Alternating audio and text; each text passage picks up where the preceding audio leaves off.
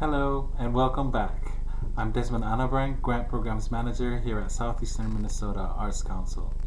In the previous video, we reviewed the project support for individual artists and culture bearers grant program, eligibility requirements, and several resources available to applicants. In this video, we'll move into the grant interface itself and begin working through the first sections of the application. We'll start by accessing the application and then work through the applicant information, culture bearer, and work samples sections. Without further ado, let's move into the application itself. To get started, visit SEMAC.org, that's SEMAC.org,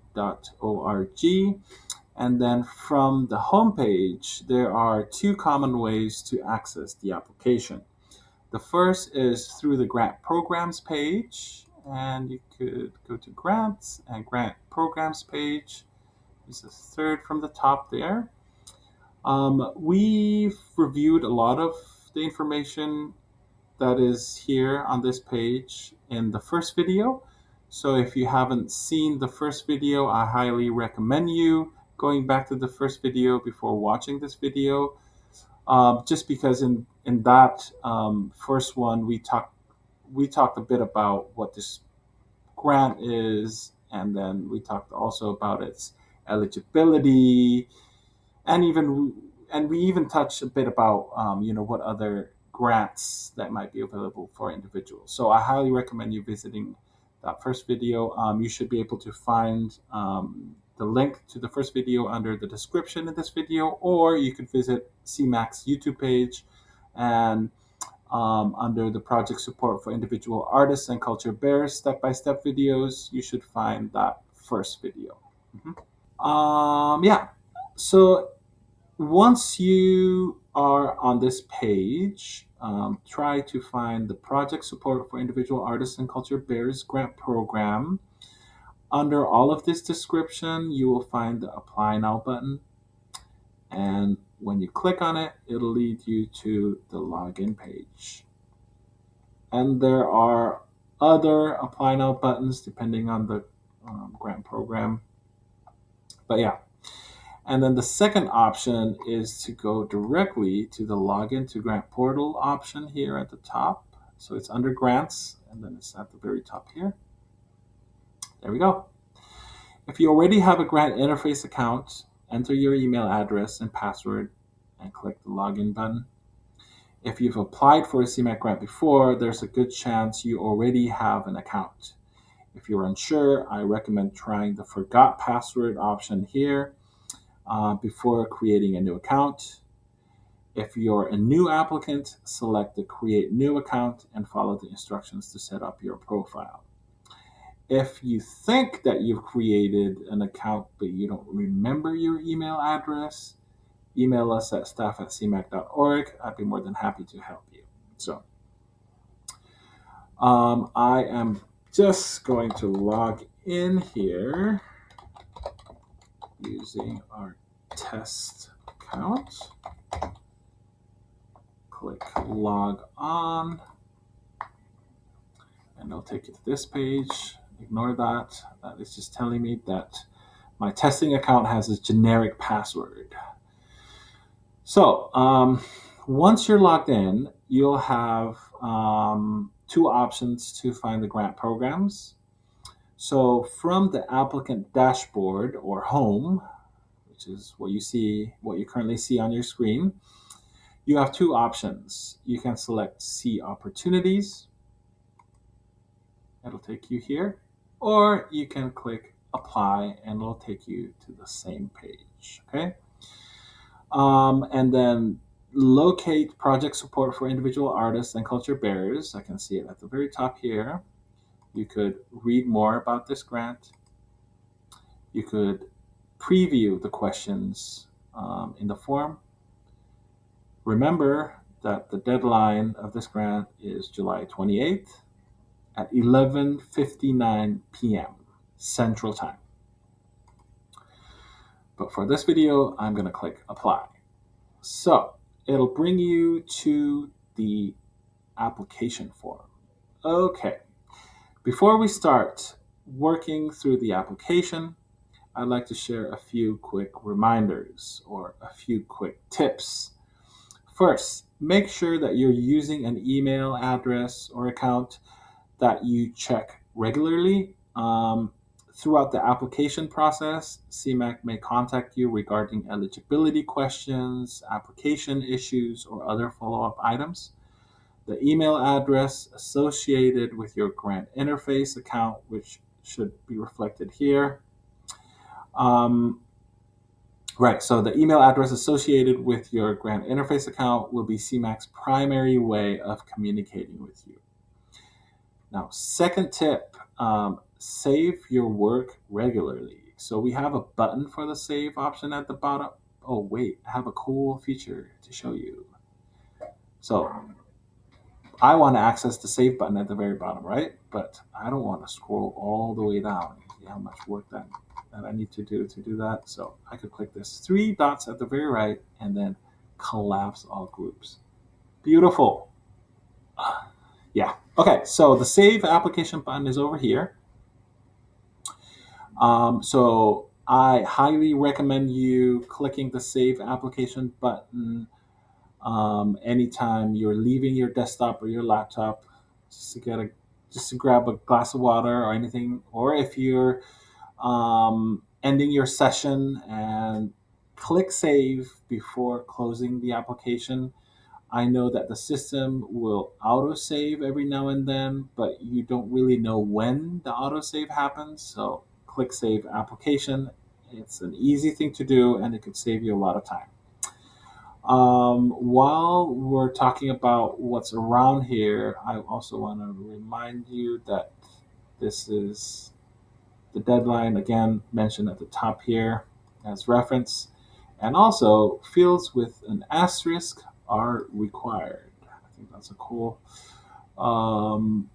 description at the very beginning that could remind you what are optional and what are required questions.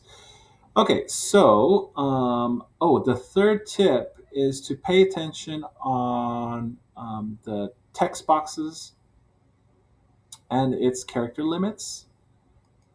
Oops, not this one. I'm just going to use this as an example. See how this text box has 2,000 characters left of 2,000. So that's what I'm referring to here. When you paste a text, make sure that you paste as plain text, as pasting as a regular text sometimes would bring in codes of formatting codes that is that you can't really see, but it's there. And sometimes it would prompt the system to remind you that you've exceeded your characters. And I get this phone call or email every now and then asking, what do I do? I've triple checked that all characters are under the allocated amount of characters, but it's still telling me that I've exceeded the character. And most of the time, it is because you're using a regular paste option. So remember to use paste as plain text, again, to save time.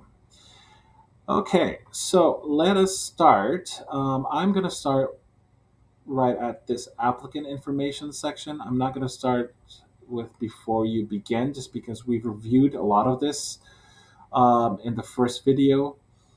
But in general, I'm going to start with this applicant information, and then we'll work on work samples.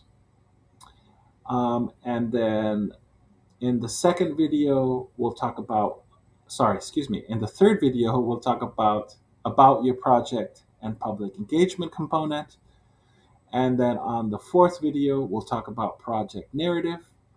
In the fifth video, we'll talk about all the spending plan and the budget. And then the last video is about wrapping up and submitting the application. So anyway, let us start with the first section, applicant information. So as the name suggests, this section collects basic information about you and helps SEMAC determine eligibility for the grant program. So the first question, professional name or other name. Again, there's no asterisk, so it's an optional question. So the first question here is asking for your professional name or any other public facing name that may be different from your legal name. So it could be your pen name, artist name, stage name, any other name than your legal name you could put in here. If not, you can just simply leave this field blank and continue to the next question. But in my case, I'm just going to say Desmondo as my stage name. And then what are your pronouns? Again, this is optional. Just write in he, him. Um, Next question is the specific restrictions.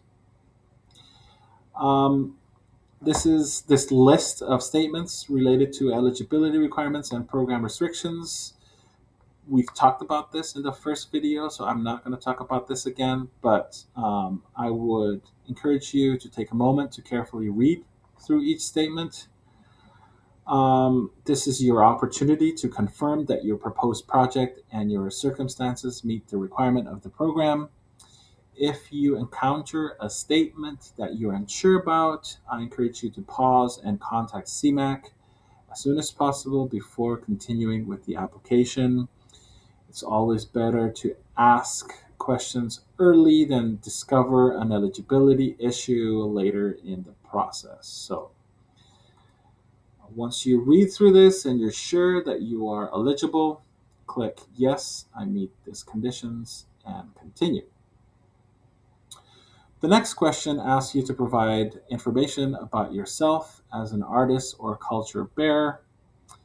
This information helps reviewers understand your background, experience, and artistic or cultural practice.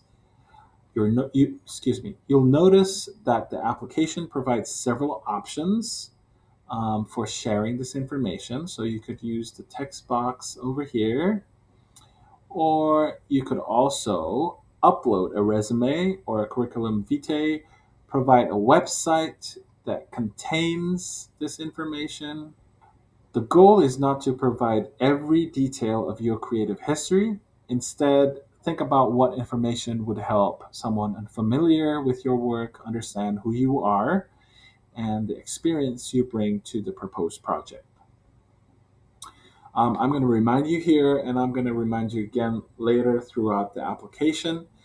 Uh, when you're creating this application, keep in mind that you're trying to create a story. It's not about filling in information that is being asked, but it's about trying to explain what you're proposing and make sure that it makes sense.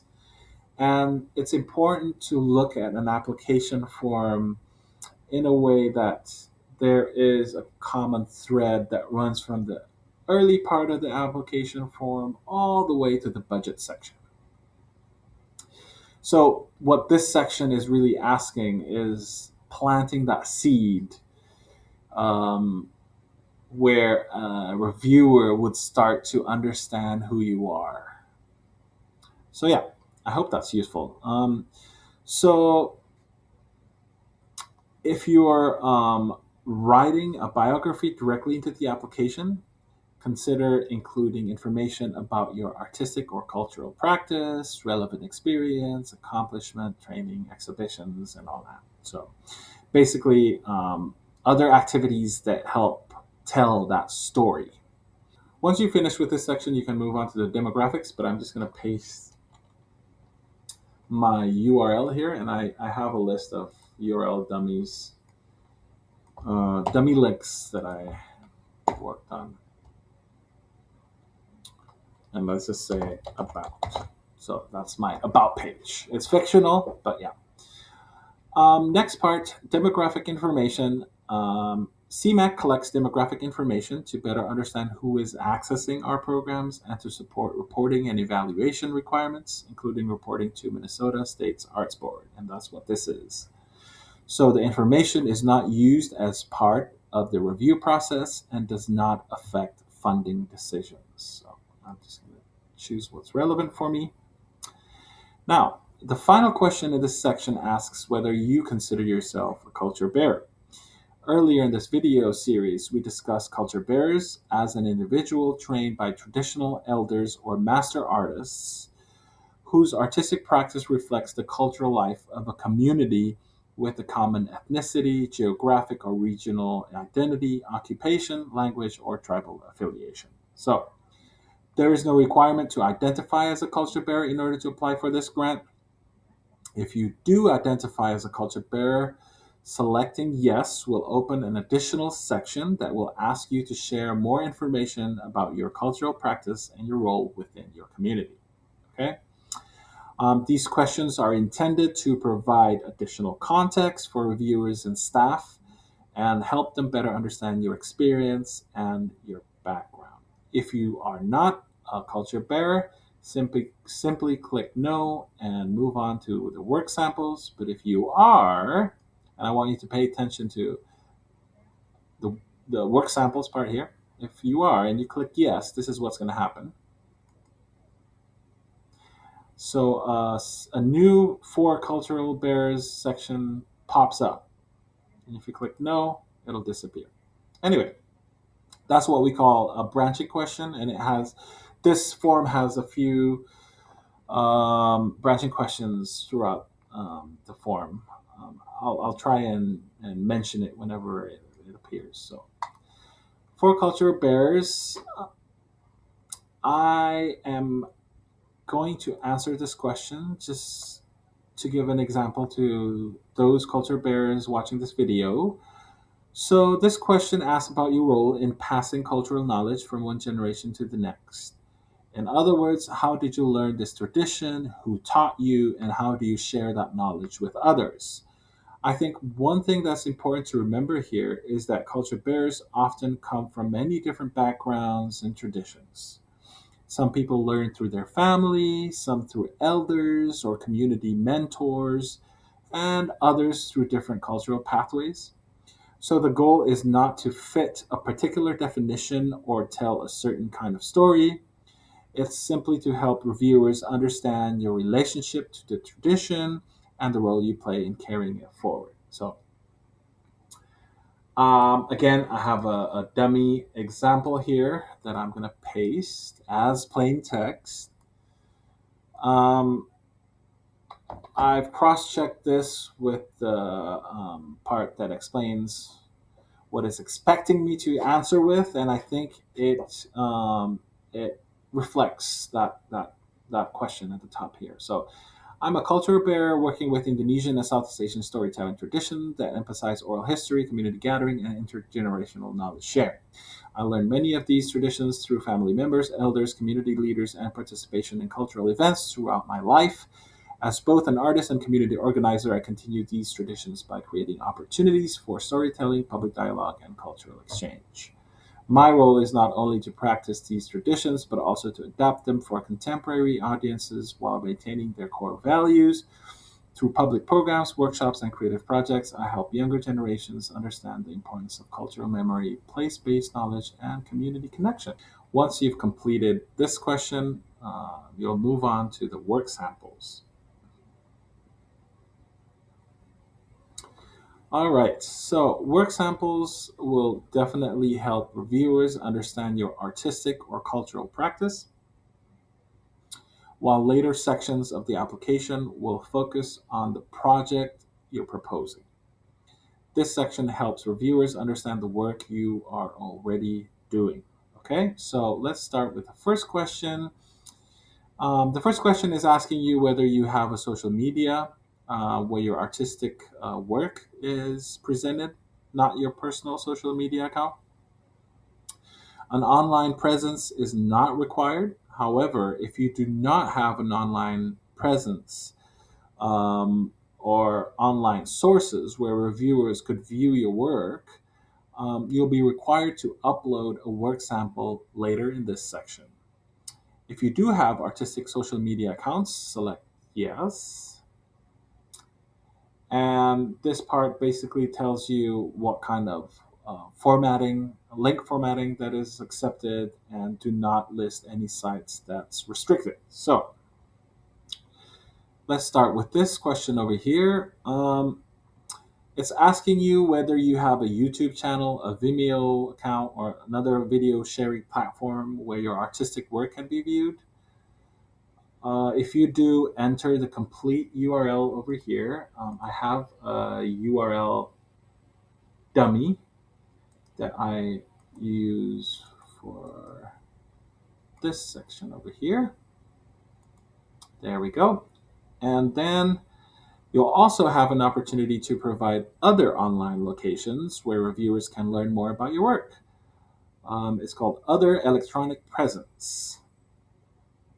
So this might include portfolio website, artist website, project website, any kind of website that represents your artistic or cultural practice. So I am going to also paste a dummy link over here.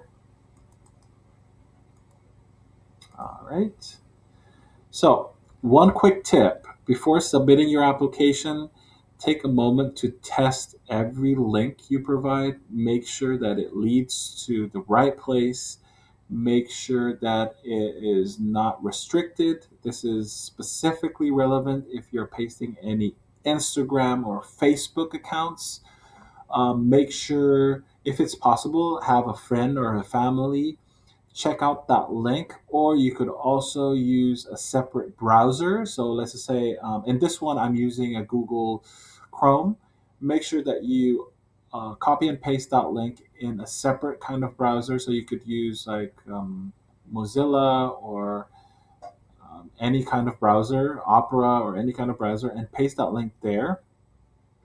The reason is because if you're using Google Chrome remembers your password and ID, and then if you paste your Facebook or Instagram link in Google Chrome, it automatically knows that it's you, so it wouldn't show if a page is restricted. If you use a different kind of browser, it doesn't remember your credentials, so it treats your link as an outsider trying to access a link. So I hope that's helpful. But I think some people think that it's accessible, but when a reviewer or staff tries to access that link, it clearly shows that it's restricted. And that's probably a way around it, is to try and triple check that link using a separate kind of browser. Anyway, moving on. Attach a work sample. So this is the final question in this section, and it basically allows applicants to upload a work sample directly into the application. This upload is primarily intended for applicants who do not have online sources where reviewers can view their work.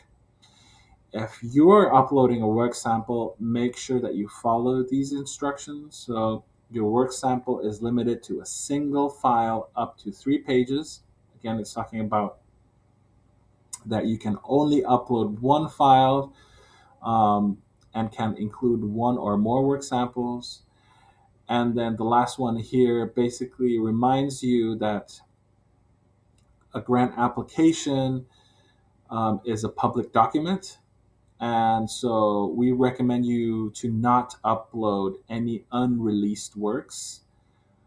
It's better to give an example of previously completed works. So if you're thinking of attaching a work sample, simply upload a file, and then you could upload that file from there. At this point, you've completed the first sections in the application and provided information about yourself as an artist or culture bearer, along with examples of your work. In the next video, we'll begin exploring the project itself, including your project information, project advisors, project dates, and other questions that help reviewers understand what you are proposing to do. As always, if you have any questions, feel free to reach out to me. please don't hesitate to either email or call us. Email me at staff@semac.org. That's staff@semac.org.